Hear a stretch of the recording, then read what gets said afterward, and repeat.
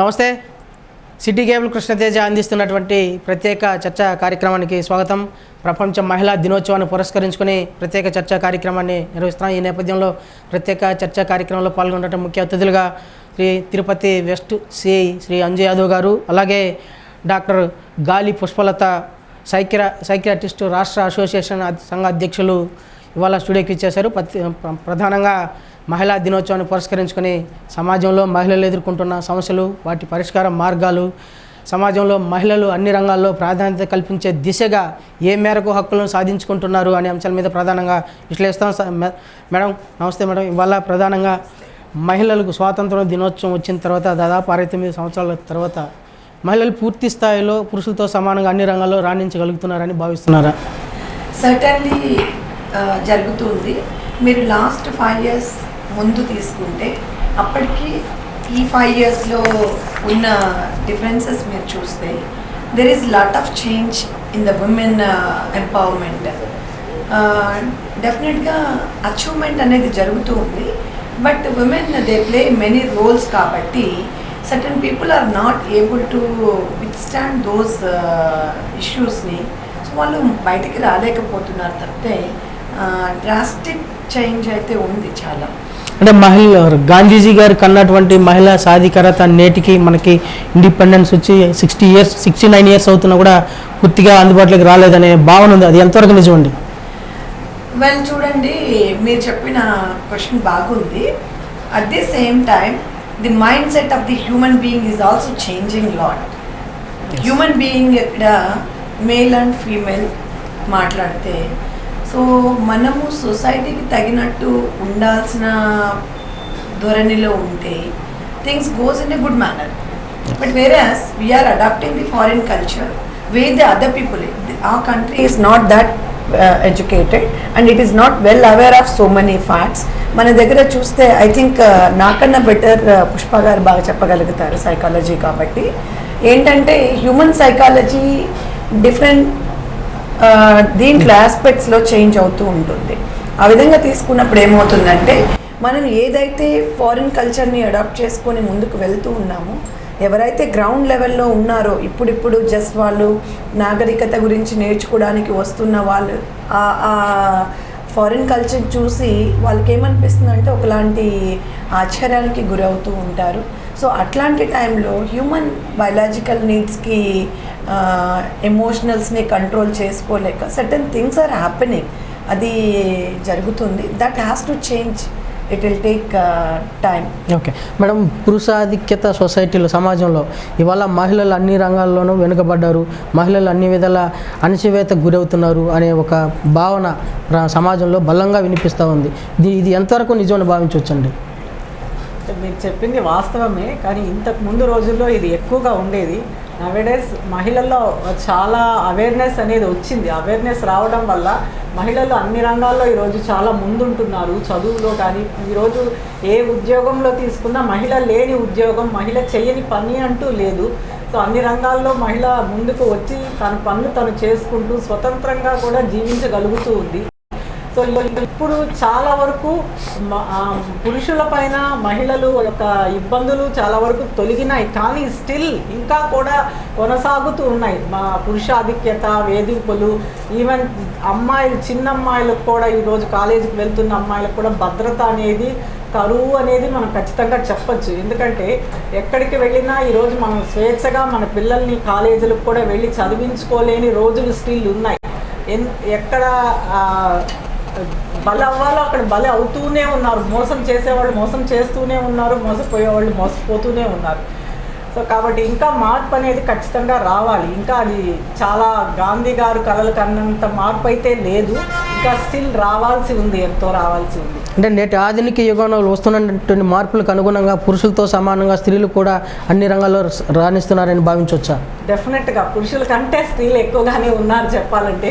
ఈరోజు పైలట్లు కూడా మహిళా పైలట్లు ఉన్నారు. గర్వంగా ఆటోలు కూడా గర్వంగా తోలుకోగలుగుతున్నారు. ఎందుకంటే ఈరోజు చాలా వరకు మగవాళ్ళు ఆడవాళ్ళ సంపాదన పైన ఆధారపడి బతుకుతున్న మగవాళ్లే ఎక్కువ ఉన్నారు. ఆ విధంగా చూస్తే మహిళే ఎక్కువ ఆధిక్యత ఉందనే చెప్పచ్చు మనం. మేడం మీరు ఎలా భావిస్తారండి ఇవాళ అంటే కార్పొరేట్ స్థాయి రంగాల్లో పనిచేసే మహిళలకు పూర్తి స్థాయిలో స్వేచ్ఛ లేదు, అంటే ఆధిపత్య పోరు కొనసాగుతూ ఉంది. దీని కారణంగానే మహిళలు ఆశించిన స్థాయిలో హక్కులను అమలు చేసుకోవడం లేదనే భావన వస్తూ ఉంది. ఎంతవరకు నిజం ఉంది? వెల్, కార్పొరేట్ ఆఫీస్లో పనిచేసే మహిళలకి భద్రత గురించి ఆలోచిస్తేనండి, భద్రత starts from our own self నుండి స్టార్ట్ అవుతుంది.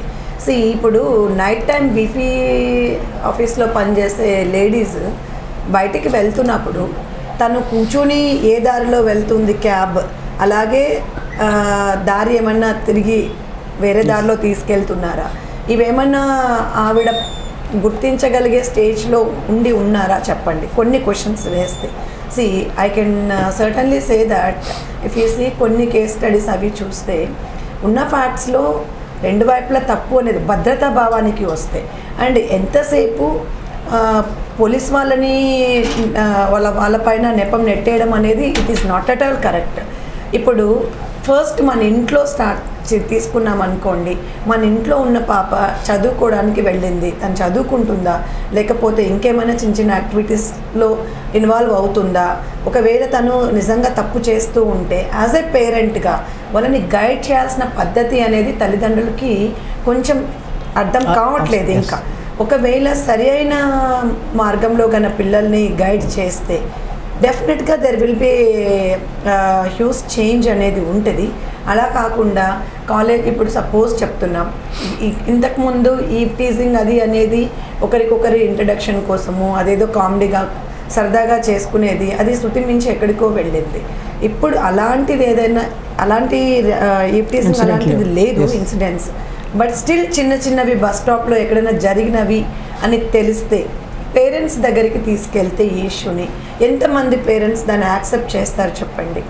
యాక్సెప్ట్ చేసి పిల్లలకి గైడ్ చేసి వాళ్ళకి ధైర్యం చెప్పి వాళ్ళని స్టేషన్ దగ్గర నిజంగా వాళ్ళకి ప్రాబ్లం ఉంటే అటు స్టేషనో కౌన్సిలింగ్ ఏదో దగ్గర తీసుకెళ్ళాలి. అలా చాలామంది పేరెంట్స్ చేయట్లేదు.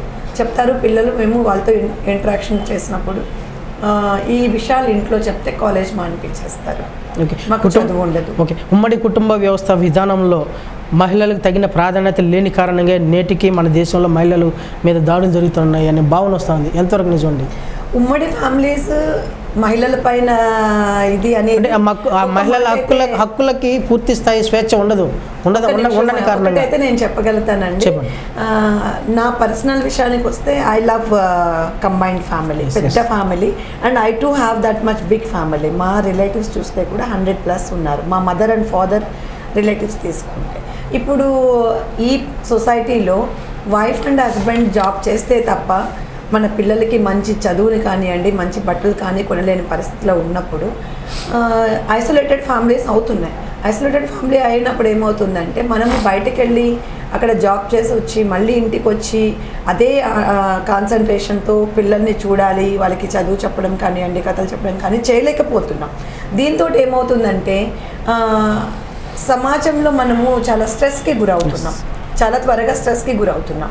ఇప్పుడు పూర్వకాలం తీసుకుంటే నానమ్మలు, తాతమ్మలు వీళ్ళందరూ ఉండేవాళ్ళు. పిల్లలు చాలా చక్కగా కథలు చెప్పేవాళ్ళు, వాళ్ళ దగ్గర పడుకునేవాళ్ళు, వాళ్ళ దగ్గర మోరల్స్ నేర్చుకునేవాళ్ళు, చాలా ఉండేది. ఇప్పుడు అదంతా రాను రాను తగ్గిపోతుంది.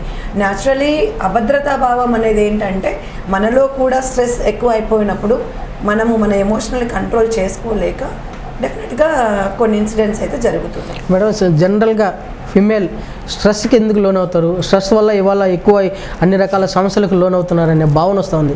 దానికి కారణాలు ఏంటి? ప్రధాన కారణాలు ఏంటి? స్ట్రెస్కి లోన్ అవ్వడానికి సో మెనీ రీజన్స్ ఉంటాయండి. Family, society, work environment, financial problems, children, ఇట్లా రకరకాల ఇష్యూస్ స్ట్రెస్ కారణమవుతాయి.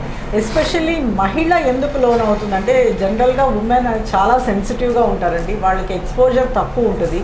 సో మహిళ ఎక్కువ ఫ్యామిలీ బర్డన్స్ కూడా ఎక్కువ మహిళ తీసుకోవడం వల్ల, పిల్లల్ని కానీ లేకపోతే కుటుంబ అవన్నీ కూడా తీసుకోవడం వల్ల మహిళకి ఎక్కువ స్ట్రెస్ అనేది ఉంటుంది. ఆబ్వియస్లీ సెన్సిటివ్గా ఉండడం వల్ల ఎక్కువ డిప్రెషన్స్, జనరలైజ్డ్ యాంగ్జైటీ ఇవన్నీ మహిళల్లోనే మనం ఎక్కువ చూస్తూ ఉంటాం.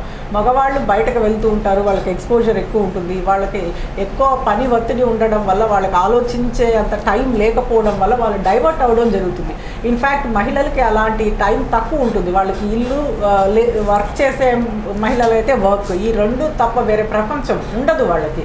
సో ఈ రెండు ప్రపంచం మొనాటనమస్ లైఫ్ అయిపోవడం వల్ల అన్ని ఒత్తిళ్ళు, అన్ని చిన్న చిన్న విషయాలు కూడా భూతద్దంలో పెట్టి చూడటం వల్ల సో ఎక్కువ ఒత్తిడికి గురవుతూ ఉంటారు.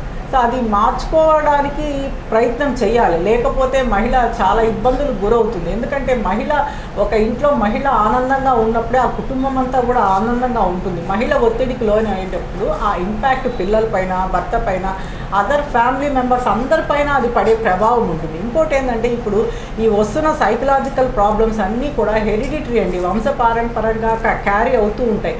సో ఈవెన్ మదర్కి ఒత్తిడి ఉన్నప్పుడు కడుపులో ఉన్న బిడ్డకే అది అప్పుడే స్టార్ట్ అవుతుంది, అది ఒక స్టేజ్ వచ్చినాక బయటపడుతుంది. కాబట్టి ఇవి లేకుండా ఉండాలి అంటే ఖచ్చితంగా మహిళ కూడా రిలాక్స్ అవ్వాలి. మహిళ ఉన్న రొటీన్ లైఫ్ నుంచి భిన్నమైనటువంటి తనకంటూ ఒక టైము, ఒక యాక్టివిటీ, తనకంటూ ఒక జీవితాన్ని ఏర్పరచుకున్నప్పుడు డెఫినెట్గా మహిళ కూడా ఈ ఒత్తిళ్ళు లేకుండా అన్ని విధాలుగా రాణించడానికి అవకాశం ఉంటుంది. మేడం మీరు చెప్పండి సార్, ఇదివరలో ఎన్నడూ లేని విధంగా కుటుంబ పాలన కుటుంబ వ్యవహార విధానం కూడా విచ్ఛిన్నమవుతూ ఉంది. భార్యాభర్తల మధ్య వివాదాలు తలెత్తుతున్నాయి. దీనికి కారణం మానసికమైన రుగ్మతలకు గురవుతున్నారనే భావన ఎంతవరకు నిజమండి? అండి, ఇప్పుడు చదువుకుంటున్న ఫ్యామిలీస్లో చాలామంది వాళ్ళ కాళ్ళపైన వాళ్ళు నిలబడుతున్నారు ఆర్థికంగా. సో ఇంతకు ముందులాగా ఏదైనా హరాస్మెంట్ చేస్తే హరాస్మెంట్ని భరించి ఇంటి నుంచి బయటకు వచ్చేవాళ్ళు కాదు. ఇప్పుడు అలా కాకుండా వాళ్ళు స్వేచ్ఛగా ఉన్నారు కాబట్టి more number of cases report అవుతున్నాయి. సో వాళ్ళు బయటకు వస్తున్నారు.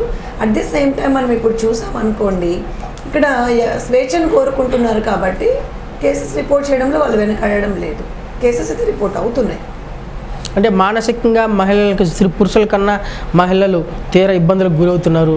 అనుకున్న స్థాయిలో వాళ్ళకి న్యాయం జరగడం లేదనే భావన జనరల్గా సొసైటీలో వస్తుంది. ఇది ఎంతవరకు నిజం భావించవచ్చు? ఇందాక పుష్ప గారు చెప్పారు, లేడీస్ సెన్సిటివ్గా ఉంటారు, వాళ్ళకి ఎక్స్పోజర్ తక్కువ ఉంటుంది అని చెప్పి.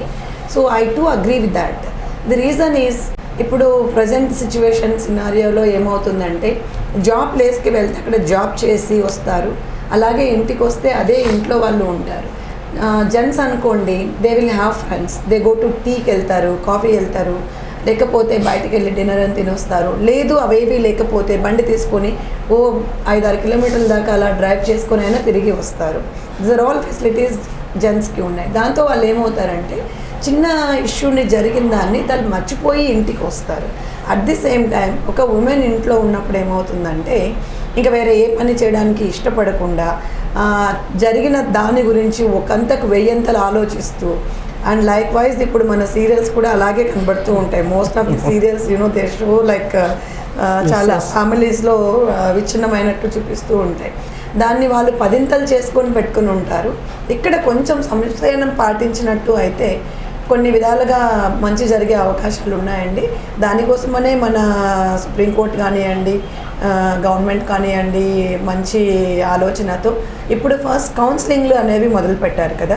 సో కౌన్సిలింగ్స్ తోటి చాలా మటుకు సమస్య పరిష్కారం అవుతూ ఉంది. అట్ ది సేమ్ టైం ఏమన్నా మిస్అండర్స్టాండింగ్స్ ఉండేటివి వాళ్ళు కూడా యాక్సెప్ట్ చేసి మళ్ళీ ఒకటి అయ్యేందుకు కూడా సిద్ధపడుతూ ఉన్నారు. మేడం, జనరల్గా కుటుంబ విధానంలో తల్లిదండ్రులు పేరెంట్స్ పిల్లలని చిల్డ్రన్స్ని పెంచే విధానంలోనే అంటే మేల్కి ఒకలా ఫిమేల్కి ఒకలా ఒక రకమైన భావన వాళ్ళ దగ్గర చొప్పించడం వల్ల అదే విధానంతోనే ఇవాళ సొసైటీలో కూడా పిల్లకాయలు మెలుగుతున్నారనే వస్తుంది. ఎంతవరకు నిజం ఉండదు? ఇది కొంతవరకు ఉందండి. అంటే ఇప్పుడు అంటే ఇద్దరిని ఈక్వాలిటీ చూడడం లేదంటున్నారు. జెండర్ డిఫరెన్స్ అనేది ఉంది. అంటే ఇప్పుడు నవేడేస్ ఎడ్యుకేటెడ్ పేరెంట్స్ చాలా వరకు ఇద్దరిని ఈక్వల్గానే ట్రీట్ చేస్తున్నారు. చెప్పాలంటే అబ్బాయి కన్నా అమ్మాయికే ఎక్కువ ప్రయారిటీ ఇస్తున్నారు. బట్ స్టిల్ కొన్ని రిమోట్ ఏరియాస్లో, కొన్ని విలేజ్ ఏరియాస్లో, కొన్ని చోట్ల ఆ జెండర్ డిఫరెన్స్ అనేది చూపిస్తూ ఉన్నారు. ఆ యాటిట్యూడ్ ఇంకా కొంతమంది పేరెంట్స్లో రాలేదండి. ఆ పాజిటివ్ యాటిట్యూడ్ రాలేదు. ఆ చూపించడం వల్ల, డిస్క్రిమినేట్ చేయడం వల్ల ఆ డిఫరెన్స్ అనేది ఆ పిల్లలు ఇంపాక్ట్ సొసైటీ పైన కూడా పడుతూ ఉంది. ఈరోజు కాలేజీల్లో ఈ అబ్యూజ్లన్నీ జరుగుతున్నాయంటే ఈ జెండర్ డిఫరెన్స్ వల్ల. ఇంట్లో అమ్మాయిని ఒకలా, అబ్బాయిని ఒకలా చూడడం వల్ల. ఇప్పుడు అబ్బాయి ర్యాగింగ్ చేస్తే ఇంట్లో తల్లిదండ్రులు ఏమి కామెంట్ చేయరండి, ఆ మగోడు వాడికి అన్ని చెల్లుతుంది అంటారు. అదే ఆ ఇంట్లో ఒక అమ్మాయి ర్యాగింగ్కి గురైతే మాత్రం రియాక్షన్ డిఫరెంట్గా ఉంటుంది పేరెంట్స్లో. అదే అబ్బాయి వేరే అమ్మాయిని చేసినప్పుడు ఆ అమ్మాయి కూడా ఒక అమ్మాయే కదా అని ఆ తల్లిదండ్రులు మందలించే స్థాయిలో ఈరోజు ఉండాలండి ప్రతి ఒక్క తల్లిదండ్రులు. మనకు నొప్పి తగిలితేనే అది సమస్య కాదండి, నొప్పి ఏ ఆడపిల్ల ఉన్న తల్లిదండ్రులకు తగిలినా అది నొప్పిగానే మనం భావించగలగాలి. అట్లా భావించినప్పుడే ఈ సమస్యలన్నీ మనం సాల్వ్ చేసుకోవచ్చు. మేడం, ఇప్పుడున్న ఆధునిక సొసైటీలో పరిజ్ఞానం అంటే శాస్త్ర సాంకేతిక విధంలో కూడా అన్ని విధాల పురోభివృద్ధి చెందుతున్నా కూడా మహిళలను నేటికి ఒక ఆట ఊడుపుగా భావిస్తున్నారే కానీ పురుషులతో సమానంగా ప్రాధాన్యత సమాజంలో ఇవ్వాల్సిన ప్రాధాన్యత ఇవ్వడం లేదనే భావన వస్తుంది. దీనిలో భాగానే ఇప్పుడున్నటువంటి టెక్నాలజీలో కూడా లేడీస్ని కించపరిచే విధంగా కొన్ని పోస్టులు చేయడం అవి జరుగుతుంది. అవి ఎంతవరకు నిజమని భావించవచ్చండి? అంటే వాటి పట్ల అవేర్నెస్ రావాల్సిన అవసరం ఉందని భావించవచ్చు. అవునండి, దీని మీద మాత్రం అందరూ ఆడవాళ్ళు ఒక గొంతెత్తి చాటాల్సింది ఉంది. వాట్సాప్లో వీటన్నిటిలో కూడా నేను చాలాసార్లు చూశాను. ఎస్పెషల్లీ ఈవెన్ 4th లైన్ అట్లాంటి వాటిలో కూడా చాలాసార్లు అడిగిన సందర్భాలు ఉన్నాయి. ఎంతసేపు ఉన్న వైఫ్ మీద కామెంట్స్ చేయడం తప్పితే భర్త పైన కామెంట్స్ చేయడం అనేది లేదా? ప్రపంచంలో ఆడది ఒకటే ఇలా ఉంటుందా అనేది. నిజానికి women who does world beautiful అండి, ఇది మాత్రం తెలియట్లేదు. ప్రతి లెజెండ్ ఇన్ ద వరల్డ్ ఆడవాళ్ళ పెయిన్స్తో పుట్టిన మగబిడ్డని. సో ఇది మాత్రం even I to felt it should not happen, కానీ జరుగుతూ ఉంది. అట్ ది సేమ్ టైం మీరు చూసారనుకోండి, అవేర్నెస్ గురించి మాట్లాడడానికి వస్తే ఎర్లీ 90sలో మనకి more suicide cases, at the same time burning cases ఎక్కువ రిపోర్ట్ అయ్యేవి. అంటే అంతకుముందు ఉన్న పేరెంటిజం ఎలా ఉండేదంటే, ఒకసారి కూతుర్ని పెళ్లి చేసి భర్త దగ్గరికి పంపించినప్పుడు భర్త దగ్గర నుండి వాళ్ళు ఏదో పండుగకి లేకపోతే మంచికి చెడ్డకి రావాలే తప్ప గొడవ పడి భర్త దగ్గర ఉండలేనని రాకూడదు, వస్తే నువ్వు అక్కడే ఉండు లేకపోతే సస్తే సావు అనేవాళ్ళు పేరెంట్స్. సో దాని దగ్గర నుండి చాలా మటుకు ఇప్పుడు ఎడ్యుకేటెడ్ అయిపోయి ఆర్థికంగా కానివ్వండి లేకుంటే స్వేచ్ఛ ఇతర విభాగంలో కూడా రావడం జరిగింది. దాంతో మనకి సూసైడల్ కేసెస్, బర్నింగ్ కేసెస్ కూడా చాలా మటుకు తగ్గాయి. ఓకే మేడం, ఇప్పుడు మహిళల హక్కులను పరీక్షించేందుకు కేంద్ర రాష్ట్ర ప్రభుత్వాలు ప్రత్యేకంగా కొన్ని చట్టాలను ప్రవేశపెట్టాయి. అవి ఏ మేరకు అమలవుతుందని భావించవచ్చండి? ఎన్ని చట్టాలు ప్రవేశపెట్టినా కూడా ఉమెన్ రైట్స్ ఇంతవరకు స్వేచ్ఛగా ఉమెన్ ఉపయోగించుకోవడం ఇంకా 100% లేదండి. స్టిల్ ఉమెన్ తన రైట్స్ని, తన హక్కుల్ని ఉపయోగించుకోలేక ఇబ్బందులు పడుతూ ఉన్నాయి. ఆ చట్టాలు ఇంప్లిమెంటేషన్లో ల్యాగింగ్ చాలా ఉందండి. అది ఏ ఒక్కరు రోల్లో కాదు, ప్రతి ఒక్కరూ నడుం బిగించాలి. ఈ ప్రతి ఒక్కరికి ఆ యొక్క ఇది ఉంటుందండి. ఎందుకంటే ప్రతి ఇన్స్టిట్యూషన్ ఒక రోల్ ప్లే చేస్తుంది. సమాజంలో ఒక రాణించాలంటే మనం ఒక్కరమే కాదు, మనకి ఫ్యామిలీ ఉంటుంది, సొసైటీలో అన్ని విధాలుగా రాణించాల్సిన పరిస్థితి ఉన్నప్పుడు అందరి రోలు ఉంటుంది. మనం ఒకరినే తప్పు పట్టడానికి లేదు. ఇప్పుడు ఇంప్లిమెంటేషన్ వాళ్ళు ప్రవేశపెడతారు చట్టాలు, కానీ ఇంప్లిమెంట్ చేయడానికి ఒకరే ఇంప్లిమెంట్ చేయరు. దాన్ని ప్రతి ఒక్క సెక్షను, డిపార్ట్మెంట్స్ ఎన్నో రకాల వాళ్ళు ఉంటారు. ప్రతి ఒక్క డిపార్ట్మెంటు న్యాయం చేసినప్పుడే ఆ చట్టాలన్నీ 100% మనం ఉపయోగించగలుగుతాం. ఇప్పుడు ఫర్ ఎగ్జాంపుల్ ఇప్పుడు పోలీస్ డిపార్ట్మెంట్ ఉంటుంది, వాళ్ళు కేసులు పట్టుకుంటారు, కేసులు పట్టుకొని తీసుకొని కోర్టుకు వెళ్తారు, వాళ్ళ డ్యూటీ వాళ్ళు చేస్తారు. కానీ అదేవిధంగా కోర్టులో కూడా వాళ్ళ డ్యూటీలు వాళ్ళు చేయాలి. ఇప్పుడు ఒక కేసుని నాంచి ఇప్పుడు ఎగ్జాంపుల్ ఒక మహిళే ఒక కేసు పైన వెళ్తుంది, ఆ ఎన్నిసార్లు కోర్టు తిప్పించుకోవడం వాళ్ళు దానిలో ఎంత ఫ్రస్ట్రేషను, ఒక మహిళ ఎంత దీనికి గురవుతుందండి. వాయిదాలు వేస్తూ అబ్జర్వేషన్లో పెట్టి వాళ్ళని. సో ఇప్పుడు ఆ చట్టం ఇంప్లిమెంటేషన్లో ఎవరిది లోపం మనం చెప్పగలుగుతాం చెప్పండి. సో ఆ లోపం అనేది అన్ని యాంగిల్స్లో కరెక్ట్ చేసినప్పుడే చట్టాలు అనేవి 100% ఇంప్లిమెంట్ చేయగలుగుతాం. లేకపోతే అది చట్టాలుగానే ఉండిపోతాయి. ఇంకా ఎన్ని చట్టాలు వచ్చినా అవి ఎక్కడా కూడా 100% యూటిలైజ్ చేసుకోలేము. మేడం, మహిళలకు జరిగిన ఇన్సిడెంట్లో ఇన్వెస్టిగేషన్ కూడా ఆలస్యం అవుతుందనే వాదన ఉంది, ఎంతవరకు నిజమండి? లేదండి, ఇలాంటిదైతే we don't accept. Maybe report చేయడంలో ఆలస్యం అవుతూ ఉండొచ్చు. దానికి కారణాలు చాలా ఉంటాయి. కొన్ని విలేజెస్లో పంచాయతీ అంటారు, లేకపోతే కొంతమంది తల్లిదండ్రులు ఆలోచిస్తారు, ఒకవేళ రిపోర్ట్ చేయడానికి వెళ్తే మన పాపకి ఏమైనా అవమానం జరుగుతుందా, లేకుంటే మన ఫ్యామిలీకి ఏమైనా పరుగు పోతుందా, ఇలాంటి వాటివి. రిపోర్ట్ చేయడంలో ఏమన్నా లేట్ చేస్తారేమో, కానీ వాటిని టేకప్ చేయడంలో మాత్రం ఎటువంటి ఆలస్యము లేదు. అట్ ది సేమ్ టైం చాలా మనకి చట్టాలు నిర్భయ కానివ్వండి, పోక్సో కానివ్వండి, ఇట్లాంటి వాటిల్లో కూడా చాలా ఇమ్మీడియట్ కేర్ తీసుకుంటుంది. అంటే విదేశాలతో పోల్చుకుంటే మన దేశంలో మహిళలకు హక్కులు సాధించుకోవడంలో, సాధికారత లబ్ధి చెందడంలో వెనకబడి ఉన్నామనే భావన ఉంది, ఎంతవరకు నిజమండి? నేను ఇదైతే ఐ డోంట్ యాక్సెప్ట్ ఇట్ అండి. వై? బికాజ్ మరి హిలరీ క్లింటన్ గారు ఎందుకు ఓడిపోయారు?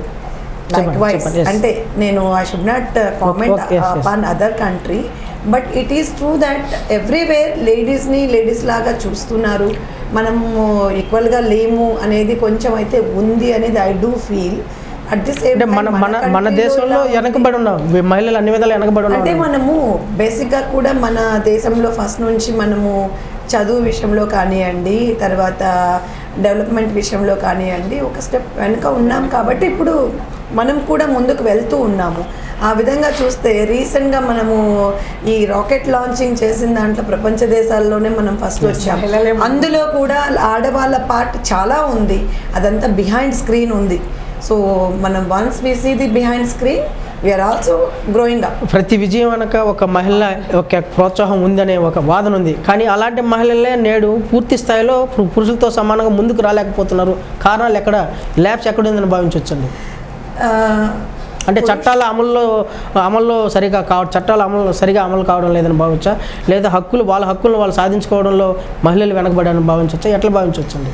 హక్కులు సాధించుకోవడము అంటే అండి, ఇప్పుడు ఎవ్రీవేర్ 33% రిజర్వేషన్ ఉన్న ప్రతి చోట్ల కూడా 33% ఉన్నారు, ఎంప్లాయీస్ ఉన్నారు, అందరూ ఉన్నారు.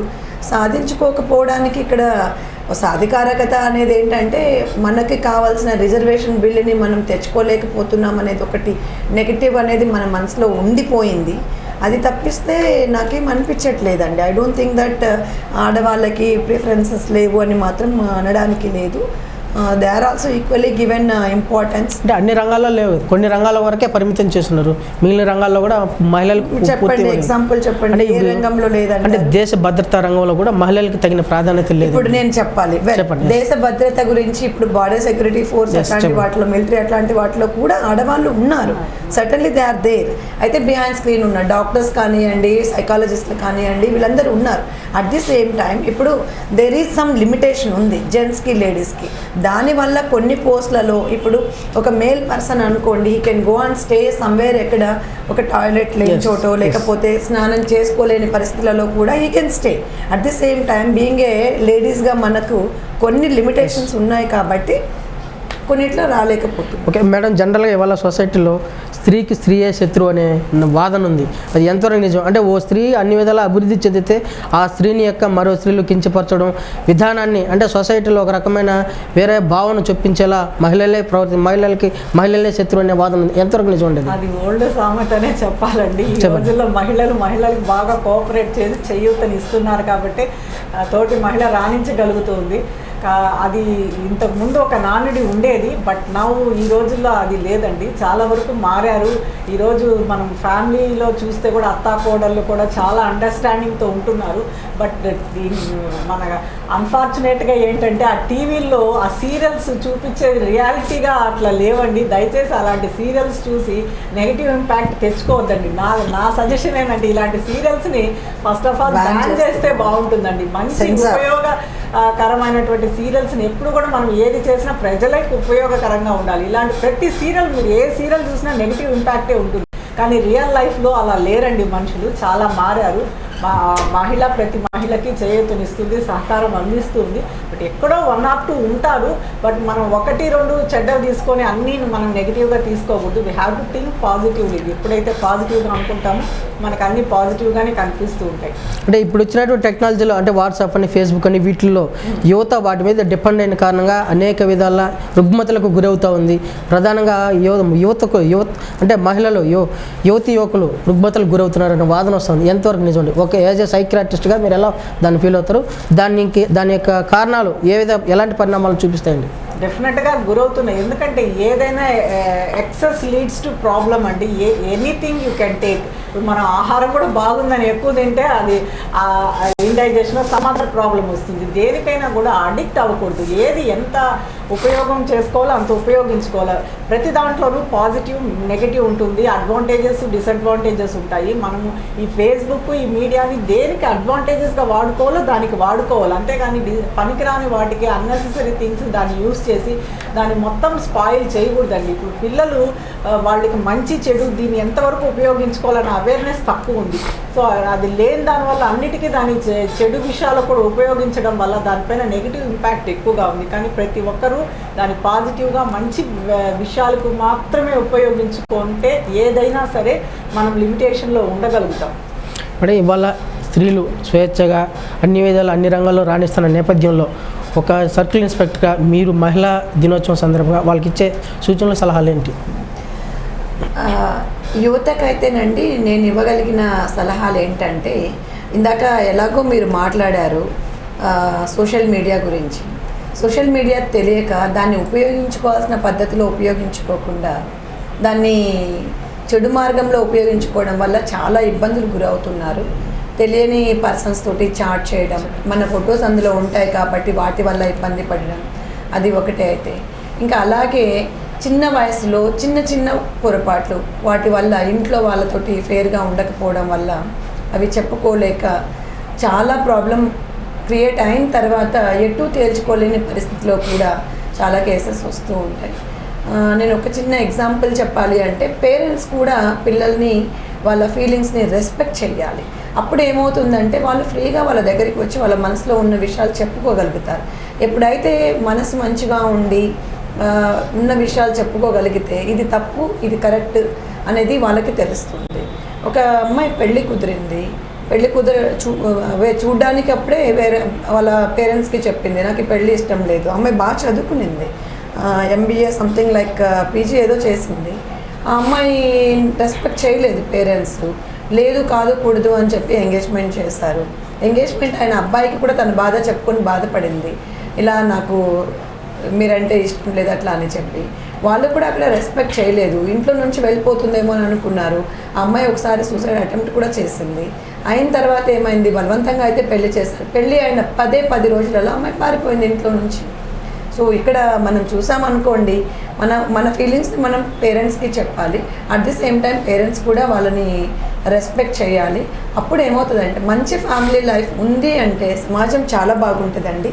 ఇవాళ రేపు చూస్తున్న కేసులలో ఏంటంటే అన్నీ కూడా బ్రోకెన్ ఫ్యామిలీ నుండి వస్తున్న కేసెస్ ఒక పక్కన చూస్తే, రెండో పక్కన అయితే సరైన గైడెన్స్ లేకుండా పిల్లలు చెడిపోతున్న కేసులు చాలా ఉన్నాయి. అంటే విశ్వవిద్యాలయాల్లో ఈ టీజింగ్ ఇలాంటి వాటి పట్ల అక్కడ ఉన్నటువంటి అధ్యాపకులు కానీ యాజమాన్యం కానీ పూర్తి స్థాయిలో విద్యార్థులకు అవగాహన కల్పిస్తున్నారని భావించవచ్చా? తప్పనిసరి కల్పిస్తున్నారండి. కమిటీలు కూడా ఉన్నాయి ఇన్ ఈచ్ అండ్ ఎవ్రీ కాలేజ్లో అండ్ హాస్టల్లో కూడా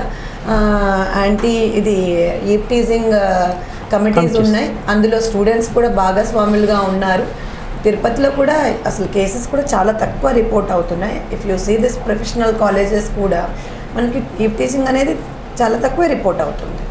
మేడం మీరు చెప్పండి మేడం, యాజ్ ఏ సైక్రాటిస్ట్గా ఇవాళ యువత అన్ని విధాలా చెడదవని పడుతూ ఉన్నారు. దీని కారణంగానే ఆవేశాలకు గురై ఆత్మహత్యలకు పాల్పడుతున్నారనే భావన వస్తూ ఉంది, సొసైటీలో జరుగుతుంది. అది ఎంతవరకు నిజమండి?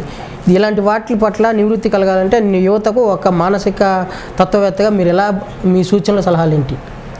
ఈరోజు రేపు భవిష్యత్తు ఎవరి చేతుల్లో ఉందంటే యువత చేతుల్లోనే ఉందండి. యువత బాగుంటేనే రేపు సమాజం భవిష్యత్తు బాగుంటుంది. సో యువత బాగుండాలి అంటే వాళ్ళ వయసు ఏంటంటే అడాలసెన్స్ ఎట్లా అంటే చాలా ఎమోషనల్గా ఉంటుందండి. మంచి చెడు గ్రహించే స్థితిలో వాళ్ళు ఉండరండి. ఏంటంటే వాళ్ళకి తొందరతనం ఎక్కువ ఉంటుంది ఆ వయసులో. టీనేజ్ వచ్చినప్పుడు పేరెంట్స్ వాళ్ళకి నెగిటివ్గా కనిపిస్తారు. పేరెంట్స్ ఏది చెప్పినా అది వాళ్ళు పాజిటివ్గా తీసుకోరు. దీనిలో ఉండడం వల్ల ఎప్పుడైతే పేరెంట్స్, ఈ రోజుల్లో పేరెంట్స్ కూడా ఎలా ఉన్నారంటే చాలా బిజీగా ఉంటున్నారు, పిల్లలతో స్పెండ్ చేసే టైం వాళ్ళకి ఉండట్లేదు. సో దాంతో పిల్లలు పియర్ గ్రూప్ పైన అడాప్ట్ అవుతున్నారు. పియర్ గ్రూప్ ఎలా ఉంటుందంటే ఎక్కువ వాళ్ళు ఇన్ఫ్లుయెన్స్ డిఫరెంట్గా ఉంటుందండి, నెగిటివ్ ఇన్ఫ్లుయెన్సే ఎక్కువగా ఉంటుంది. ఈ పియర్ గ్రూప్తో వాళ్ళు చెడు సహవాసాలు చేయడం వల్ల చాలా సమస్యలకి ఈరోజు యువత గురవుతుంది. సో అన్ని అలవాట్లకు గురవుతున్నాయి. ఇప్పుడు డ్రగ్స్, ఆల్కహాల్, ఇంకా అబ్యూజెస్, ఇవన్నిటికీ కారణం పిల్లల్లో ఒక మంచి అవేర్నెస్ లేకపోవడం. ఇంతకుముందు మనము జాయింట్ ఫ్యామిలీ గురించి మాట్లాడుకున్నామండి. జాయింట్ ఫ్యామిలీస్ లేకపోవడం వల్లే, పెద్దలు లేకపోవడం వల్లే ఈరోజు చాలా వరకు యువత స్పాయిల్ అవుతున్నారండి. ఎందుకంటే ఇది వరకు బాధ్యతలు షేర్ చేసుకునేవాళ్ళు జాయింట్ ఫ్యామిలీలో. ఇప్పుడు ఇంట్లో 5 మంది 6 మంది ఉంటే 5 మంది 6 మంది ఒకేలాగా సంపాదించరు. సో ఒకరు బాగా సంపాదించినప్పుడు షేరింగ్ చేసుకునేవాళ్ళు, ఒక్కొక్కరు ఒక్కొక్క రెస్పాన్సిబిలిటీ తీసుకునేవాళ్ళు. సో పిల్లల్ని కూడా పెద్దవాళ్ళు రెస్పాన్సిబిలిటీ తీసుకొని వాళ్ళకి వాల్యూస్, ఎథిక్స్ ఇవన్నీ నేర్పించేవాళ్ళు, మానిటర్ చేసేవాళ్ళు. మిగిలిన వాళ్ళు వర్క్కి వెళ్ళినా కానీ పిల్లల్ని మానిటర్ చేయడానికి పెద్దవాళ్ళు ఎవరో ఒకరు ఇంటి పట్టున ఉండేవాళ్ళు. ఈ రోజుల్లో అది పిల్లలకి లేదండి. వాళ్ళ ఆలోచనలు ఎలా ఉన్నాయి, వాళ్ళు ఏం చేస్తున్నారు, వాళ్ళు చూడడానికి ఈరోజు ఎవరు ఉండట్లేదు. దానివల్ల వాళ్ళకి స్వేచ్ఛ ఎక్కువైంది, ఈ సోషల్ మీడియా ఒకటి ఎక్కువైంది. సో అన్నీ అందుబాటులో ఉండడం వల్ల పిల్లలు తప్పులు చేయడానికి ఎక్కువ అవకాశం ఉంటూ ఉంది. సో ఇవన్నీ మనము కరెక్ట్గా మానిటర్ చేసినట్లయితే పిల్లల్ని మనం కరెక్ట్ చేసుకోవచ్చు. ఇది నాట్ ఓన్లీ తల్లిదండ్రులే కాదు, స్కూల్లో ఉన్నప్పుడు స్కూల్లో వాళ్ళు కూడా ఎంతసేపు చదువులనే కాకుండా స్కూల్లో పిల్లలకు కూడా కొంత టైము, రిలాక్సేషన్కి ఆటలు పాటలు, వాల్యూస్, ఎథిక్స్ నేర్పించడానికి టైం కేటాయించడం, ఇట్లాంటివన్నీ చేసినప్పుడు యువతలో మనము మేజర్ ప్రాబ్లమ్స్ ఈరోజు సమస్య ఏంటంటే యువత అండి. సో ఆ యువతని మనం కరెక్ట్ చేసినట్లయితే రేపు భవిష్యత్తు చక్కగా ఉంటుంది. ఓకే, సమాజంలోని యువత తన హక్కులను గుర్తించి ఆవేశాలకు లోను కాకుండా ఆలోచనాత్మకంగా ముందుకు సాగినట్లయితే బంగారు భవిష్యత్తును అందిపుచ్చుకునే అవకాశం ఉంటుందని ప్రధానంగా విశ్లేషకులు భావిస్తున్నారు. ఇది వాళ్ళ ప్రత్యేక చర్చా వేదిక కార్యక్రమం. మహిళా దినోత్సవం సందర్భంగా చర్చా వేదిక కార్యక్రమంలో పాల్గొని తమ అమూల్యమైన సూచనలు ఇచ్చినటువంటి శ్రీ అంజు యాదవ్ గారికి, అలాగే శ్రీ గాలి పుష్పావతి గారికి ప్రత్యేక కృతజ్ఞతలు. ఈ కార్యక్రమం ఇంతటితో సమాప్తం. మరో చర్చా వారి కార్యక్రమం మళ్ళీ కలుస్తాం. అంతవరకు సెలవు, నమస్తే.